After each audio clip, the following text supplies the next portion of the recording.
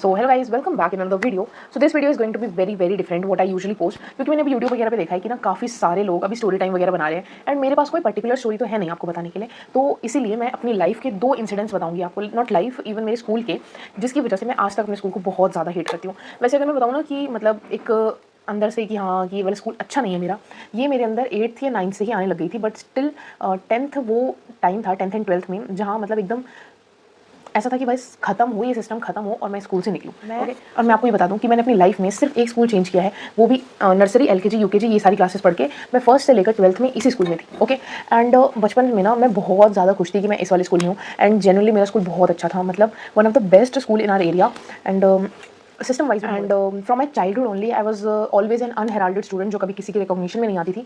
मतलब क्लास में मैं एग्जिस्ट करती हूँ, बच्चे मुझे क्लास के जानते हैं एंड टीचर जानते थे, सब्जेक्ट टीचर, वरना मैं कभी किसी के रिकॉग्निशन में नहीं आई हूँ।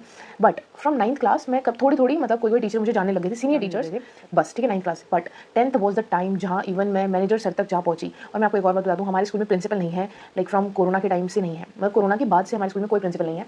बेसिकली हमारे स्कूल को manager sir and head mistress. 9th class तक मेरी मैथ्स बहुत सही थी, बट 10th के बाद मुझे क्या हुआ आई डोंट नो, मेरी मैथ्स एकदम खराब होने लग गई। एंड मैं आपको कुछ और रीजंस भी बताती हूँ कि मेरी इमेज क्यों खराब हुई स्कूल में। देखो, मुझे मॉनिटर बनने का बचपन में शौक था, बचपन में ही शौक रहता है, उसके बाद मेरा बिल्कुल भी शौक नहीं था मॉनिटर बनने का। और अगर आप मॉनिटर बन जाओ ना तो सच में आपको टीचर के आगे पीछे मंडराना पड़ता है, घूमना पड़ता है, और वो मुझे बिल्कुल भी नहीं पसंद है। ठीक है, अब क्या हुआ ना, एक्चुअली मैं जो हमारी क्लास में टीचर थी वो हमारी हिंदी की क्लास टीचर थी, ठीक है, और मेरी हिंदी की राइटिंग ठीक ठाक थी और एक टाइम पर मैं उनकी फेवरेट स्टूडेंट हुआ करती थी। और मैं उनकी रिकॉग्निशन में बहुत पहले, भाई 10th में था ना, मैं होंगी 5th या 6th में, तो मैं उसके साथ पीटीएम पे गई थी, लाइक मेरे पेरेंट्स भी गए थे एंड मैं भी गई थी क्योंकि मेरी भी पीटीएम थी। तो उस दिन मैं भाई की क्लास में भी गई अपने पेरेंट्स के साथ। तो मैम ने उससे उसकी हिंदी की नोटबुक मंगवाई थी, क्योंकि उसका काम जो था ना, कभी किसी की राइटिंग में होता था, कभी किसी की राइटिंग में। यस, ठीक है। और मैम कहती थी ये किससे करवाता है, कब, क्योंकि जो भी मेरी राइटिंग होती थी ना उस पर ऑलमोस्ट वेरी गुड मिलता था उसे। तो मैम वाज लाइक ये किससे करवाता है, पेरेंट्स से पूछूंगी तेरे। तो मैम ने पूछा, तो मेरे पेरेंट्स ने कहा मैम ये तो राधिका की राइटिंग है। तो तभी मैम मेरे को बहुत अच्छा मानने लग गई कि इसकी 5th 6th में ही इतनी अच्छी हैंड राइटिंग है हिंदी की। तो कभी कभार कॉरिडोर वगैरह में मिलना भी होता था, मैम मेरे से बातचीत वगैरह करने लग गई थी। बट 10th में जब मैंने एंट्री ली तो उन्होंने मुझे और मेरे 2-3 फ्रेंड्स थे उनको मॉनिटर बनाया क्लास का। एंड मैं सच बताऊँ, स्टार्टिंग में तो मैं बन गई, कोई बात नहीं, बट धीरे धीरे पता क्या हुआ, इस हमारी क्लास का ये था दैट अगर आप मॉनिटर हो तो आप ही हर चीज़ के लिए रिस्पॉन्सिबल हो, हर चीज़, मतलब हर चीज़। अगर आप क्लास से बाहर जा रहे हो तो आपको फैन चेक करके जाना है, लाइट ऑफ है या नहीं है, गेट बंद है या नहीं है, मतलब इस चीज़ के लिए मॉनिटर को टारगेट किया जाता था। बच्चों को नहीं कि लास्ट में कौन आ रहा है वो गेट बंद करेगा, नो, मॉनिटर्स। अगर एक चीज़ की भी गलती है तो सारे मॉनिटर ज़मीन पे बैठेंगे, और ये चीज़ मुझे बिल्कुल भी नहीं पसंद है। होमवर्क कंप्लीट नहीं किया, ज़मीन पे बैठो, मतलब कुछ भी हो जाए, खाना नहीं खाया, ज़मीन पे बैठो, हर चीज़ मतलब ज़मीन पे बैठो, कोई नोटबुक नहीं लाई, ज़मीन पे बैठो, ऊपर क्यों गए, ज़मीन पे बैठो, नीचे क्यों गए, ज़मीन पे बैठो। मतलब मैं इतना ज़्यादा थक चुकी थी ना कि एक मोमेंट पे मतलब मैं उनसे कम बात करने लग गई। एंड भाई अगर आप किसी सब्जेक्ट टीचर को पसंद नहीं करोगे तो उसका काम भी आप जल्दी नहीं करते हो। तो मैं हिंदी का काम वगैरह ऐसे छोड़ने लग गई थी और भाई रोज़ ही मैं ज़मीन पे बैठने लग गई थी। तो मैम कि तू मॉनिटर हट जा, मतलब एक टाइप से समझ जाओ मैम मेरे से चिढ़ चुकी थी, तू मॉनिटर हट जा। फिर जो बच्चे थे उनको मैम ने मॉनिटर बनाया। मैंने कहा भाई फाइनली अब ये ज़मीन पे बैठने के चक्कर से तो मैं आज़ाद हूँ। लाइक मैं नोटबुक भी नहीं लाती थी ना तो मैम मुझे ज़रूर टारगेट करती थी, और अगर मैम का कोई दूसरा फेवरेट स्टूडेंट ना लाए तो मैम कहती थी हाँ अगले दिन से ले आइयो। मतलब मुझे इतना गुस्सा आता था ना कि भाई क्यों, मतलब तुम डिफरेंस क्यों दिखा रहे हो बच्चों में। फिर आती है जो मेन स्टोरी है हमारी, ठीक है। तो यहाँ तक मेरी इमेज थोड़ी बहुत खराब होने लगी थी, और वैसे ही हमारी 10th का जो नाम था वो एकदम टॉप लिस्ट पे आता था कि सबसे वर्स्ट क्लास है, क्योंकि हमारे क्लास के बच्चे जो थे ना वो इतने अच्छे नहीं थे एंड बहुत ही ज़्यादा बेकार थे, ठीक है। अब जो मेन स्टोरी है वो है 10th के एंड की, लाइक ऑलमोस्ट बोर्ड्स वगैरह आने वाले थे, ठीक है। तो उस बार प्री बोर्ड्स हो रहे थे and literally I got 33 marks out of 80। और देखो बाकी सब्जेक्ट्स में तो मेरे सही आए थे। मुझे नहीं पता था कि इस बार पीटीएम लेने वाले हैं हमारे मैनेजर सर, ठीक है। वो मुझे जानते तो थे, मतलब थोड़ा बहुत जानते थे, बट मुझे नहीं पता था कि वो मुझे जानते हैं, ठीक है। भाई तुम ही बताओ कि ऐसे पीटीएम कौन लेता है कि जिस दिन पीटीएम हो उस दिन हम स्कूल जाएंगे नॉर्मल डेज पे जैसे हम जाते हैं, और फर्स्ट टू फोर्थ पढ़ाई करो, फिर नीचे आके ऑडिटोरियम में बैठ जाओ, फिर धीरे धीरे करके जिसके भी जो टाइम था हमारा, धीरे धीरे करके पेरेंट्स आएंगे और वो बच्चा फिर उधर जाएगा, फिर अपनी सीट पे आ जाएगा, उसकी पीटीएम खत्म। मतलब हम स्कूल पढ़ने आए थे। अब मैंने पता क्या बोल रखा था अपनी मम्मी को कि कोई फायदा नहीं है पीटीएम वगैरह में आने का, वैसे मैंने मार्क्स वगैरह बता दिए थे कि कोई फायदा नहीं है पीटीएम में आने का, कोई ऐसे टीचर्स वगैरह लेंगे। मुझे नहीं पता था कि मैनेजर सर ले रहे हैं। मैं इतनी ज़्यादा डरी हुई कि मैंने तो मना कर रखा है कि मत आना, और अगर मम्मी सच में नहीं आई तो फिर ये मेरे को ज़रूर टारगेट करेंगे, मेरी क्लास की टीचर भी मुझे टारगेट करेगी। तो मैं लिटरली बहुत ज़्यादा डरी। फिर मैं फटाफट ऊपर के रिसेप्शन पे मैंने कॉल करवाया, तो मम्मी कह रही कि मैं आ चुकी हूँ, बस ऑलमोस्ट मैं बाहर ही हूँ। भाई मैं इतनी ज़्यादा मैंने चैन की सांस ली। फिर मम्मी आई एंड फिर आई मेरी टर्न, ठीक है। और मेरी टर्न में सर ने क्या नहीं बोला, एक तो स्कूल के हेड हमारी पीटीएम ले रहे थे, मैं वैसे ही घबराई हुई थी, वैसे ही नर्वस थी, और आई थी पीटीएम पे मम्मी, क्योंकि अगर मेरी मम्मी को थोड़ा सा भी कुछ भी बोल दो ना तो मेरी बुराई तो ज़रूर होगी ही होगी, ठीक है। मेरे पापा थोड़ी बहुत कम करते हैं बट सुनते हैं, बट मेरी मम्मी टॉप नॉच एकदम फुल बुराई करके रख देंगी। तो मैं तो वैसे ही डरी हुई थी भाई कि आज तो खेल खत्म है। मैंने इसे ना ग्राउंड में खेलते हुए देखा था कि ये मेरे को तो लगा ये बहुत अच्छी बच्ची है। बेसिकली क्या है ना, मैं और मेरी एक और दोस्त थी, हम दोनों ही खेलते थे, बाकी सारे जो हमारी क्लास की लड़कियाँ होती थी वो बैठी रहती थी, ठीक है। अब इससे सर ने कहा कि मुझे तो लगा ये स्पोर्ट्स में इतनी अच्छी है, पढ़ाई में भी बहुत अच्छी होगी, इसकी क्लास के बच्चे देखो कंपटीशन करने। भाई मैं कह रही यार तुम ऐसे मत बोलो, क्योंकि देखो मेरी क्लास के बच्चे जो पढ़ाई में थे ना, वो कुछ जिनको सर कह रहे थे कि कंपटीशन के लायक नहीं है, वो बहुत अच्छे हैं पढ़ाई में, बट उनका स्पोर्ट्स में नहीं है। तो सर कह रहे कि मैं इसको स्पोर्ट्स में भी लूँगा, इसमें भी लूँगा, कि मतलब मैं चाहता हूँ कि SDM बने हमारे एरिया की, और रोड वगैरह तू ही ठीक करवाएगी। मैंने कहा श्योर सर, श्योर श्योर। अब एंड में सर ने लास्ट में एक लाइन कही थी कि अभी इनसे पूछो कि प्रियंका चोपड़ा कौन सा शैम्पू यूज़ करती होगी, वो इन्हें पता होगा। तो मतलब मैं तो सोचा यार मुझे तो पता ही नहीं है, अब क्या ही बोल सकते हैं। और अगले दिन मैं नॉर्मली स्कूल गई और मुझे पता ही नहीं था। और फिर एंड में जस्ट मम्मी ने कह दिया सर प्लीज़ इस पे ध्यान देना। और उन्होंने इतना अच्छा ध्यान दिया ना कि अगले ही दिन क्या हुआ कि जो हमारी 10th A और 10th B थी उनको डिवाइड कर दिया गया। लाइक जो 10th A में से जिनके अच्छे मार्क्स आए थे उनको शिफ्ट कर दिया गया 10th B में। बेसिकली 10th A बन गई थी फेलियर्स की क्लास और 10th B बन गई थी टॉपर्स की क्लास। Can you imagine. और मैं कौन से सेक्शन में थी, 10th A में। मतलब हाँ, बट उसमें मेरी क्लास के बच्चे थोड़े कम थे एंड 10th B के बच्चे ज़्यादा थे, तो मैं कोप अप नहीं कर पा रही थी। और मतलब कुछ बच्चे थे, हाँ 1-2 फ्रेंड्स मेरे थे, और उनके भी वो भी क्यों आए थे, जस्ट मेरी वजह से, ठीक है। कि मेरे को भी इसी क्लास में मैथ्स पढ़नी, क्योंकि उस क्लास में ना हर एक सब्जेक्ट के लिए ऐसे कोई पीरियड वाइज नहीं काम चल रहा था, 2-2 घंटे की सारे सब्जेक्ट की क्लासेस हो रही थी, ठीक है। और जो 10th B की क्लास थी वो एकदम मस्त अपना एक पीरियड पढ़ते थे, और डिस्पर्सल टाइम पे उनकी छुट्टी हो जाती थी। और हमारे साथ क्या था कि जितने बजे हम स्कूल में आएंगे 4 बजे तक मैथ्स पढ़ेंगे, मतलब छुट्टी होने के बाद 4 बजे तक हमारी मैथ्स की क्लास होती थी। फिर उसके बाद 4 से 6:30 या 6 था आई थिंक, तब तक होती थी हमें सेल्फ स्टडी करनी होती थी, ठीक है। मतलब कैन यू इमेजिन, जो बच्चा 7 बजे स्कूल में एंट्री ले रहा है वो शाम के 7 बजे तक स्कूल में बैठा रहेगा। और फिर उसके बाद छुट्टी होने के बाद भी हमें मैनेजर सर के रूम में जाना होता था, और वो हमें सेल्फ स्टडी करते हुए रूम में देख रहे हैं, ठीक है। और एक तो मेरे से बिल्कुल भी पढ़ाई नहीं होती थी, या तो मैं अकेले बैठ के पढ़ाई करूँगी, वरना मेरे से पढ़ाई नहीं होती, वो भी ग्रुप स्टडी, वो भी स्कूल के बच्चे, तो मेरे से तो नहीं होती थी। कैसे भी ऐसी हो गई थी ना कि अब मुझसे पढ़ाई नहीं हो रही है, मतलब मुझे करना ही नहीं है। और मतलब लिटरली इतना पीक टाइम आ चुका था ना कि जस्ट 5 से 6 मतलब ऑलमोस्ट 1 वीक बाद हमारे बोर्ड्स चालू थे। फर्स्ट एग्जाम था हमारा हिंदी का, ठीक है। और मैं मैथ्स में देखो ठीक था, मतलब मुझे ये था कि थोड़े बहुत सही मार्क्स आ जाए मैथ्स में, बस इतना ही चाहती थी मैं। एंड जो हमारे मैथ्स के टीचर थे ना, उनको पता था कि मैं कर लूँगी, और उन्होंने इतने अच्छे से मैथ्स करवाया ना, जनरली 4 बजे तक मैं फुल कंसंट्रेशन के साथ पढ़ती थी। उसके बाद मेरा पढ़ाई में दिमाग लगता ही नहीं था। एंड फिर आती है हमारी 10 फरवरी 2024 की, ठीक है। 10 फरवरी 2024 की, उस दिन मेरा बिल्कुल भी पढ़ने का मन नहीं था 4 बजे तक भी। तो मैंने सोचा यार डिस्पर्सल जब हो रहा हूँ, मैं तभी 10th B के बच्चों के साथ निकल जाऊँगी। मैं थी और मेरी एक और क्लासमेट थी, हम दोनों साथ जा रहे थे। एंड फिर क्या हुआ ना, इतनी बुरी किस्मत भाई, सच में किसी को ना मिले। डिस्पर्सल के टाइम पे जो हमारे मैनेजर सर थे वो ग्राउंड में खड़े थे, ठीक है। और उन्होंने देख लिया हमें आते हुए, मतलब उन्हें तो पता ही है कि उन्हें पता ही था कि 10th A में कौन से बच्चे हैं और 10th B में कौन से बच्चे हैं। उन्होंने मुझे देख लिया एंड लिटरली जैसे ही छुट्टी हुई वो इतनी जल्दी ऊपर आए ना भाई, मतलब जैसे ही हमने उन्हें देखा था हम तो भाग के ऊपर आ गए थे, फिर से पढ़ने बैठ गए थे, मैथ्स की क्लास लेने लग गए थे। बट उन्होंने हमें देखा, अब तो हमें पता चल चुका था कि आज तो कुछ ना कुछ होगा। और वो इतने गुस्से में ऊपर आए ना, लिटरली मतलब तीनों फ्लोर हमारे खाली, एकदम इतनी जोर से चिल्ला रहे थे कि मतलब मुझे तो इतना गुस्सा आ रहा था कि यार तुम बच्चे को अपने ऐसे टॉर्चर करते हो, कैसे पढ़ाई कर पाएगा कोई बच्चा। तो कॉमन सेंस की बात है कि अगर आप 7 बजे आए हो तो एक पढ़ाई करने का टाइम होता है, और 2-2 घंटे क्लासेस।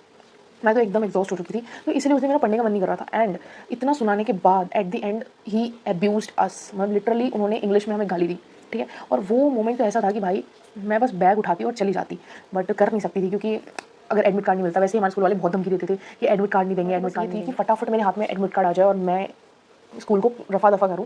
बट पता है इन्होंने लिटरली 1-2 दिन पहले दिया है, तो मेरे पास कोई ऑप्शन नहीं था। और उससे पहले ना हमारे, उसके बाद या फिर उससे पहले मुझे याद नहीं है, हमारे प्री बोर्ड्स नहीं, रीटेस्ट होने वाले थे मैथ्स के, स्पेशली मैथ्स के, ठीक है। तो उसमें आई स्कोर 58 मार्क्स, मतलब पूरी क्लास में से सिर्फ मेरे और एक और बच्चे के मार्क्स आए थे 58। तो ये जो भी हमारा अपडेट होता था ना, वो डायरेक्ट मैनेजर सर के पास जाता था। तो भाई उन्होंने लिटरली एक बार भी तारीफ नहीं करी। और पता है क्या हुआ था, उन्होंने हमें ये कहा था कि जिसके भी 80% से प्लस आएंगे, मतलब 10th में से, उनको या तो हम iPad देंगे या फिर उन्हें एक iPhone मिल जाएगा। iPhone था या फिर S24 या 25, उन्होंने कुछ बोला था ऐसे हमें, ठीक है। और लिटरली जो उनके पास फ़ोन था ना, वो जब हमें अपने रूम में बुला के लेक्चर वगैरह देते थे, समझाते थे मतलब, तो उन्होंने लिटरली अपना फ़ोन S25 था आई थिंक उनके पास, उन्होंने यूँ करके फेंका था, यूँ करके। एंड ही सेड कि these all are peanuts for me, मतलब ये पीनट्स है मेरे लिए, मैं रोज़ खाता हूँ, रोज़ फेंकता हूँ। एंड मतलब पता है जिनकी आई भी ना हमारी क्लास में से 80% प्लस, उनको भी कुछ नहीं मिला, ठीक है। जिस स्कूल में, जिस इंस्टीट्यूशन में, जिस ऑर्गेनाइजेशन में आप सामने वाले पर्सन को रिस्पेक्ट करना, कि कैसे किसी से बात करते हैं, वो सीखने जाते हो, और अगर उसी अथॉरिटी का हेड, मतलब उसी जगह का जो हेड है, वो आपको ही, आपके अपने स्टूडेंट को ही मतलब अब्यूज़ कर रहा है, तो आपको कैसा फील होगा। मतलब मैं क्या ही बोलूँ, उस दिन तो मेरा इतना गुस्सा आया था ना, और मैं अपने पेरेंट्स को लेकर भी नहीं जा सकती थी, मैंने बताया था। बट मैं अगर लेकर जाती, एक देखो मेरे पेरेंट्स की मेरे मैनेजर सर के साथ बहुत अच्छे रिलेशंस थे, तो एक पॉइंट तो वो था। और दूसरा था कि वो थोड़े से ना, मतलब बहुत थोड़ा नॉट थोड़ा, बहुत ही ज़्यादा गुस्से वाले से हैं, ठीक है। तो इसीलिए मैंने बोला छोड़ो यार, अब जो हो गया सो हो गया। सो ये एक रीज़न था जिसकी वजह से मैं आज तक अपने स्कूल को बहुत ज़्यादा हेट करती हूँ। एंड फिर आई हमारी 12th की बात, वो है फेयरवेल की बात, ठीक है। और रही बात फेयरवेल की, ठीक है। फेयरवेल में ना मुझे कोई भी इंटरेस्ट नहीं था कि मैं मिस फेयरवेल बनूंगी, लिटरली मुझे कोई भी इंटरेस्ट नहीं था मिस फेयरवेल बनने का। बट जो हमारे टाइम पे फेयरवेल हुआ था ना 12th क्लास के बच्चों का, जब हम 11th में थे, तो उसमें ग्रेड्स के अकॉर्डिंग मतलब बनाया गया था मिस फेयरवेल, 2 ट्विन सिस्टर थी, उन दोनों को ही बनाया गया था and both were toppers of their class and वो भी ह्यूमैनिटीज़ की ही क्लास में से थी, ठीक है। तो हमें ये लग रहा था कि इस बार भी जब हमारा फेयरवेल होगा तो भी ह्यूमैनिटीज़ में से ही बनेगा, क्योंकि 12th A 12th B का कहीं जल्दी इतना नाम आता नहीं था। 12th C के ही बच्चों को थोड़ा बहुत, मतलब हमारी क्लास में जो भी अच्छे बच्चे थे उनको ही लिया जाता था किसी भी चीज़ में, ठीक है। तो यही हो रहा था कि साइंस और कॉमर्स को तो तुम हटा ही दो, बनेंगे तो या तो मिस फेयरवेल हमारे सेक्शन से ही। तो इतना क्लियर था कि हमारी क्लास में एक जो टॉपर थी वो बनेगी, एकदम क्लियर था, क्लियर। और जब भी डिस्कशन होता था ना हम तो कहते थे तू ही बनेगी, बट हमें नहीं पता था कि एक जो हमारी क्लास में से लड़की है वो 11th क्लास से, मतलब जस्ट 11th क्लास के एंड से वो जो हमारी हेड मिस्ट्रेस एकदम फुल आगे पीछे मंडरा रही है। हमें बिल्कुल भी आइडिया नहीं था, बट 12th के ना मिड में आई थिंक हमें थोड़ा बहुत पता चलने लग गया था, क्योंकि वो खुद बताती थी कि मैंने आज मैम को ये दिया है, वो दिया है, वो दिया है। बेसिकली मैं आपको ये बता दूँ, हेड मिस्ट्रेस ही ओवरऑल हेड भी थी हमारे स्कूल की, क्योंकि जो हमारे स्कूल के मैनेजर सर थे, ही इज़ द सर्जन, और वो कम ही आते थे स्कूल में, तो पूरे स्कूल को संभालने का काम हमारी हेड मिस्ट्रेस का होता था, ठीक है। तो अब सारी चीज़ों की जो रिस्पॉन्सिबिलिटी थी वो हमारी हेड मिस्ट्रेस पे थी। तो हमें लगा कि मैम भी फियर था कि मैं मिस फेयरवेल वगैरह नहीं बनने वाली, क्योंकि देखो अगर ग्रेड्स की बात की जाए तो मेरे ग्रेड्स भी एवरेज थे, और क्योंकि ये क्लियर था कि ग्रेड्स के बेसिस पर ही बनेंगे, तो ग्रेड्स के बेसिस पे हमारी क्लास की वो स्टूडेंट बनने वाली थी, मतलब जो हमें लगा था। बट लिटरली हमें नहीं पता था दैट एक लड़की 11th के एंड से ही उन मैम के आगे पीछे मंडरा रही है, ठीक है।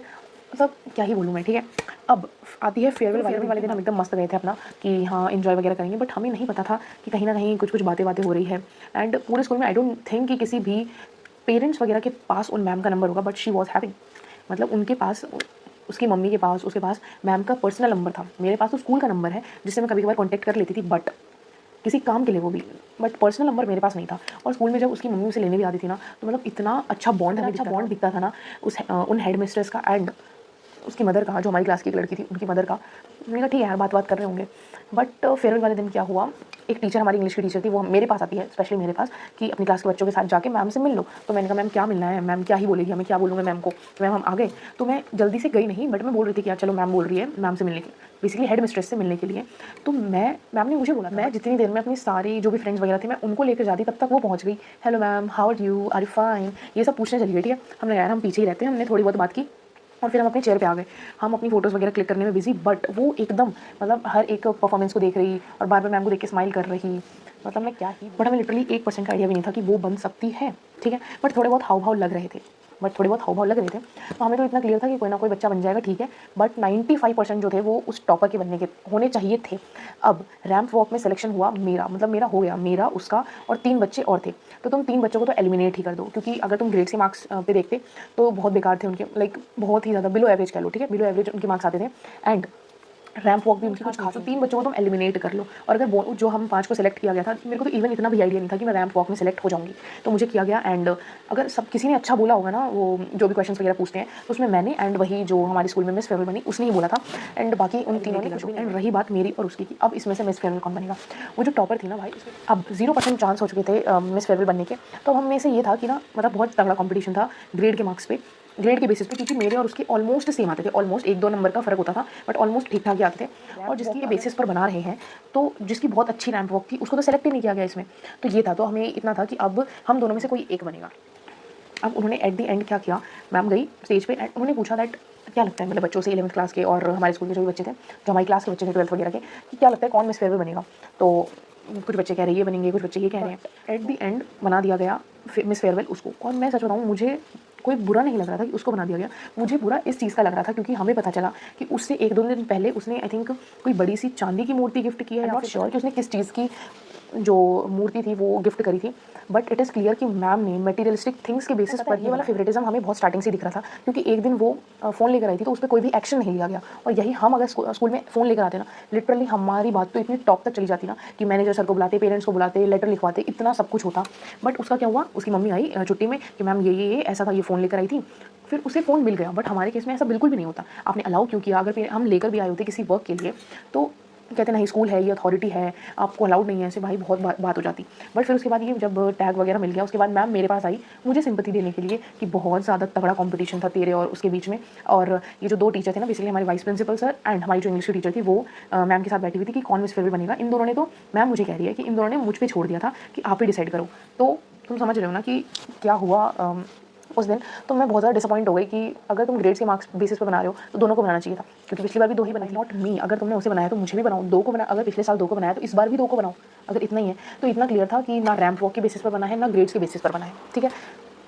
तो what lessons basically it gave me कि तुम कितना भी अच्छा काम कर लो ना, तुम्हारे तुम जितना सामने वाले इंसान को दोगे, सामान दोगे, ये दोगे, वो दोगे, उस पे ही तुम्हारी जो हेड है, अथॉरिटी है, वो ही भागेगी। और जिस स्कूल में तुम फेयरनेस सीखने, जिस ऑर्गेनाइजेशन में तुम फेयरनेस सीखने जाते हो, जस्टिस सीखने जाते हो, रिस्पेक्ट देना सीखने जाते हो, वही इंस्टीट्यूशन अगर आपको गलत फील कराए, वही चीज़ आपके साथ करे वो, तो कैसा फील होता है, ठीक है। बट मैं घर पे आई तो मैंने मम्मी को ये सारी बातें बताई एंड शी वाज लाइक, तेरे को करना क्या है, तेरे को बस मिस फेयरवेल बनने के बाद तुझे क्या मिल जाता। हाँ, तो मुझे कुछ मिलता नहीं, बट लेवल ऑफ सेटिस्फेक्शन जो होती है ना, वो यहाँ होती है, यहाँ, ठीक है, कोई बात नहीं। बट मैं नहीं बनी, it's okay.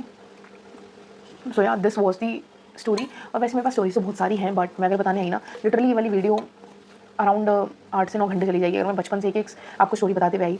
But to reason जिसकी वजह से मैं बहुत ही ज़्यादा एक्सट्रीम पॉइंट तक अपने स्कूल को हेट करने लगी हूँ। और अगर 10th की बात को तुम 2 मिनट के लिए हटा भी दो ना, तो ये 12th क्लास की बात मुझे बहुत ही ज़्यादा बुरी लगती है, बहुत ज़्यादा। क्योंकि भाई ये फेयर बिल्कुल इसलिए लगा कि तुमने, स्कूल वालों ने फेयर काम नहीं किया है, जस्ट वो मटेरियलिस्टिक थिंग्स के पीछे भागे हैं। और भाई वो मतलब 12th से ही हर चीज़ मैम को देती आ रही थी एंड उसकी मम्मी का और उसका जो हेड मिस्ट्रेस थी, उनका कनेक्शन भी बहुत अच्छा था, तो ये तो क्लियर था। सो या these were two the reason जिसकी वजह से मैं आज तक अपने स्कूल को बहुत ज़्यादा हेट करती हूँ। एंड मेरी स्कूल लाइफ में अगर थोड़े बहुत भी कुछ अच्छे मोमेंट्स हैं, तो वो मेरी फ्रेंड्स की वजह से ही हैं। वो भी 2 फ्रेंड्स हैं मेरे अच्छे से, जिनकी वजह से मैं स्कूल भी जाती थी, वरना मुझे स्कूल जाना बिल्कुल भी नहीं पसंद था। स्पेशली 10th के बाद मैं स्कूल इतनी कम हो गई थी ना मेरे स्कूल की अटेंडेंस, और 10th से पहले लिटरली मैं रोज़ स्कूल जाती थी। फाइनली मैं बहुत ही ज़्यादा खुश हूँ कि फाइनली मेरा स्कूल ख़त्म हुआ एंड मैं इससे दूर हूँ। अनफॉर्चुनेटली मुझे फिर से अपने स्कूल की शक्ल देखनी पड़ेगी ऑन दैट डे जब मैं अपना रिजल्ट लेने जाऊँगी। So this was the whole video. और आपके साथ भी कुछ ऐसा जहाँ पे आपको लगा हो कि नहीं भाई ये तो टोटली अनफेयर था, टोटली, तो please let me know in comment section, क्योंकि आई नो सबके साथ कुछ ना कुछ तो स्कूल में पक्का ही। Next video, till then bye bye.